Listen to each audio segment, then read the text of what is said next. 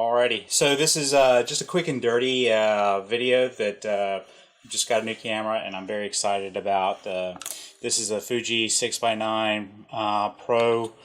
It is the GSW690III. So this is essentially the last of the series for the 6x9s. It's a medium format camera.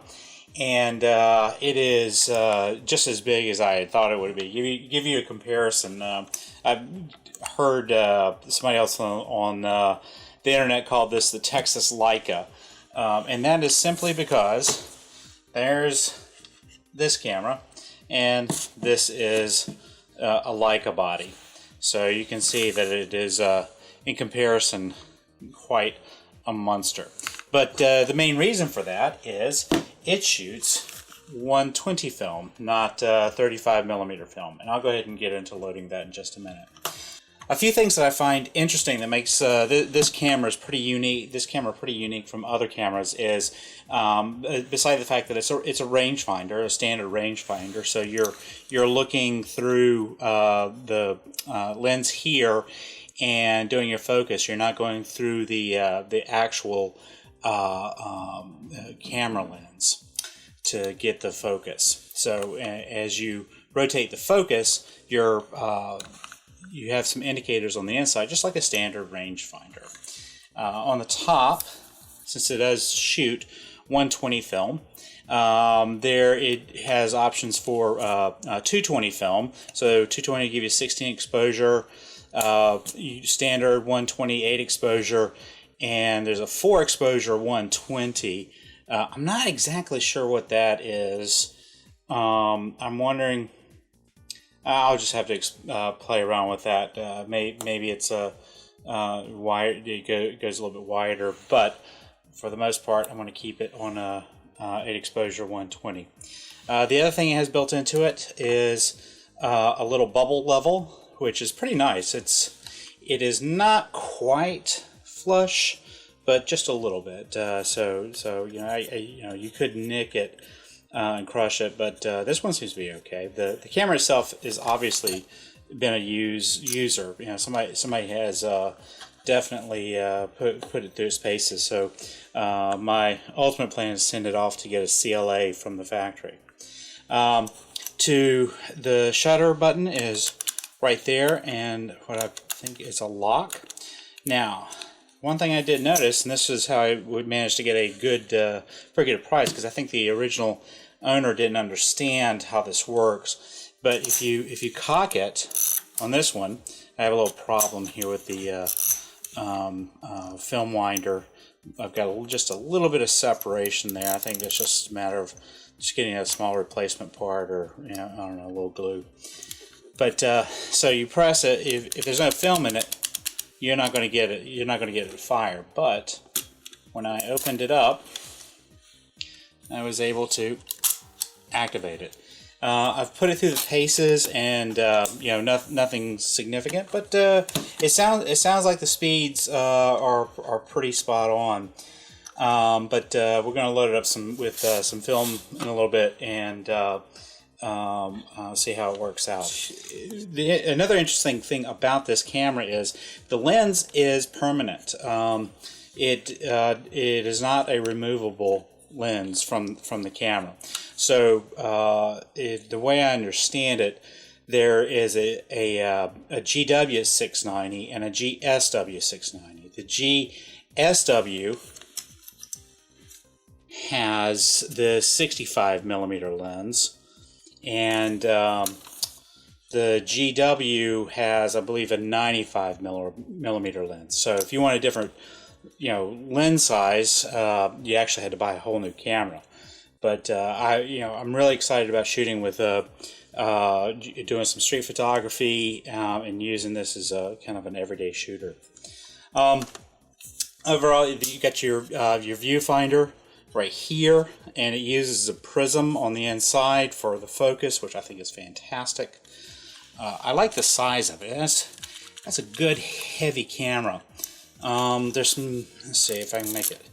I've heard on the internets about it making a kind of a dinging noise. It's got a bit of a hum to it after. It's like a spring hum. But I'm not going to find a problem with that. If you do the same thing with a Leica, just give you a comparison. Cock the Leica, it is 1/10 as loud as the GSW. The body, that appears to be hard plastic across the top. Again, it's more hard plastic across the bottom. It's got a film counter on the bottom, and this is a factor of 10. So this is showing a total number of shots, 206 times 10. So essentially 2,060 shots have been done. So actually, let's see if that increments. When I crank it.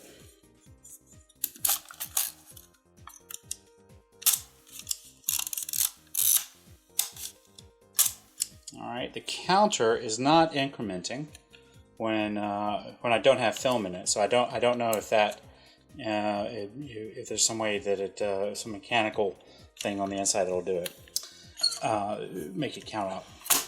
So the other thing here is it has a sun filter, or sunshade rather, and it's built into the camera. On this one, it's loose. I can't quite figure out if it's supposed to go in and attach, or if it's just a piece of friction that keeps it in place, but I think that definitely needs some tightening up. But that's metal, and I think that does a good job for protecting it. I keep taking it out of view, so I apologize for that. So yeah, let's crack it open. Alright, so essentially to load the film, there's a lever right there. I saw somebody try and do this one-handed, and I think that's pretty cumbersome for doing it one-handed. This camera did not come with the take-up spool, and that's okay if you just have one of these laying around. The other thing that's kind of neat on this, if you try and just put the take-up spool in there, you have a problem. There's a little red button here.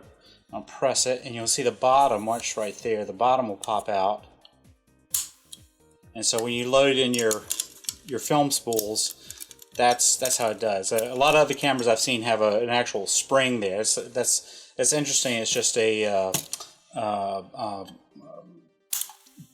pin that snaps in and snaps out. So I kind of like that better. All right. So let's load up some film here.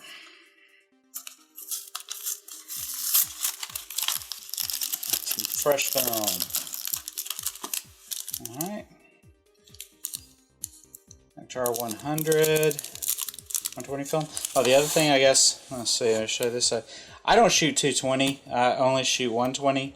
And I'm assuming that if you shoot 220, you're supposed to change the back here, because you can't see it too well, but it says 120, and then I guess that arrow is for the film direction. So I'm not going to muck around with that, because I say that and I'm sitting here mucking around with it. Anyway, so I'll just leave it the way it is. So, alright, let's load it up.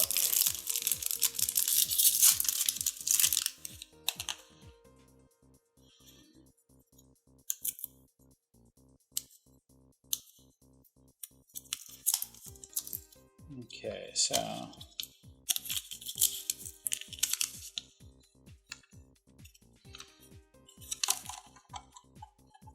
load the film in. Watch me load this in backwards. It's been so long since I've shot 120. Alright, so we are in. I want to take it up and load it into the take-up spool. Can you see that?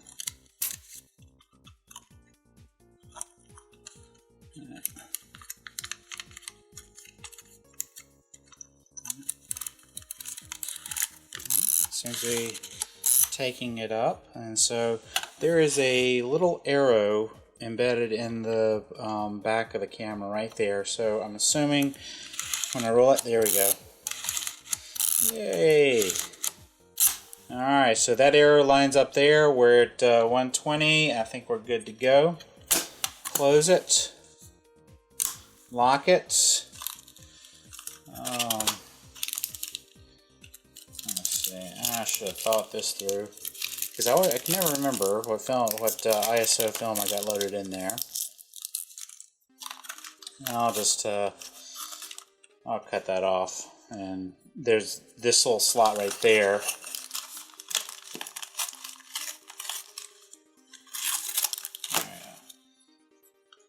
It ain't pretty, but it'll do. So there we go. Now it's shooting ISO 100. Alright, so we got it going here. There's the film advance right there. I'll just keep going until it clicks into place. Looks like it's good. Okay, so set the aperture. I'll take it down to 5.6. There's the shutter speed. 1/60th. It's mechanical shutter. I can hear when I'm dialing it in. I can hear just essentially the little gears that are going in. On this particular model, I guess it's because it's kind of old, the inside ring has been worn off a bit. So, but I can deal with that. And on the inside here, this gives you essentially your depth of field. So if you're give you an idea, if you're focused, say at 10 feet, we'll just go with that being 10 meters rather. What you'll be able to do is read by your f-stop. So this is 5.6. So essentially, if you're at 10 meters, it looks to be about 6 meters in the foreground. And close to infinity. I'll have to check on that for my hyperfocal. And there's a nice little indicator there, R. I believe that is for infrared. So I could be wrong, but hey. So I'm just going to fire one off just to hear it and waste the first picture. Oh, that sounds beautiful. And the counter on the bottom says 207. I guess you know what I've shown before, because that was 207 and it should be a factor of 10. Okay. Alright, so yeah, there we go. It's all wound up, ready to go. I'm going to go this weekend, take some pictures, and maybe load them up after this video. So that's just my first impressions of the Fuji 690, the GSW690III.